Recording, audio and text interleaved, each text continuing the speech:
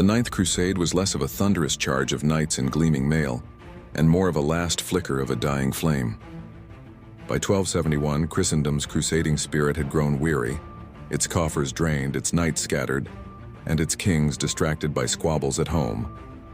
Yet into this bleak stage strode Edward, Prince of England, tall, fierce-eyed, and already known as Longshanks. He was not yet the iron-fisted king of legend, but a 31-year-old warrior eager to earn his spurs on holy soil. Edward's crusade was born in tragedy.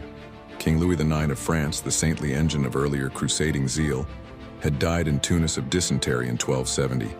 His final word, fittingly, Jerusalem.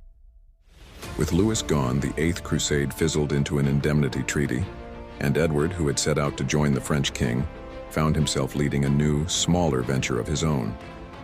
It would be called the Ninth Crusade, though in truth it was more of a coda, a closing act to 2 centuries of blood and banners in the Levant. Antioch had fallen 3 years earlier, its population butchered or enslaved, and the once proud kingdom of Jerusalem had shriveled to little more than a scattering of coastal fortresses.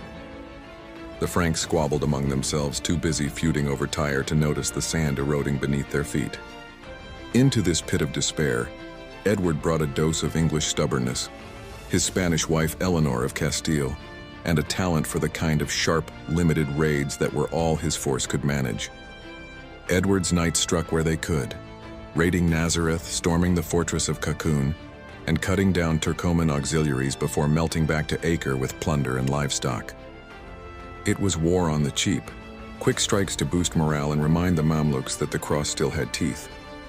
Salvation seemed to glimmer when Edward secured Mongol support. 10,000 horsemen swept through Syria, torching villages as far as Homs. But the alliance was fleeting. The Mongols withdrew, leaving Edward once again outnumbered 10-1. Even in Acre itself, danger stalked him. In June 1272, an assassin gained entry to his chamber and stabbed him with a poisoned dagger. Edward killed the attacker with his bare hands, but the wound festered. Later romance claimed Eleanor sucked the venom from his arm, a story beloved by poets, though the truth was more iron than tender. Cauterization and grit saved him. Realizing no reinforcements would come from Europe, Edward agreed to a truce with Baibars. 10 years, 10 months, and 10 days of uneasy peace. It was a pragmatic end to an impractical crusade. By September, Edward was gone, called back to England by the death of his father, Henry III. Within 2 years, he would be king, and within 2 decades, Hammer of the Scots and Conqueror of Wales. For the Crusader states, however, the clock was ticking. Thus, the Ninth Crusade stands as both an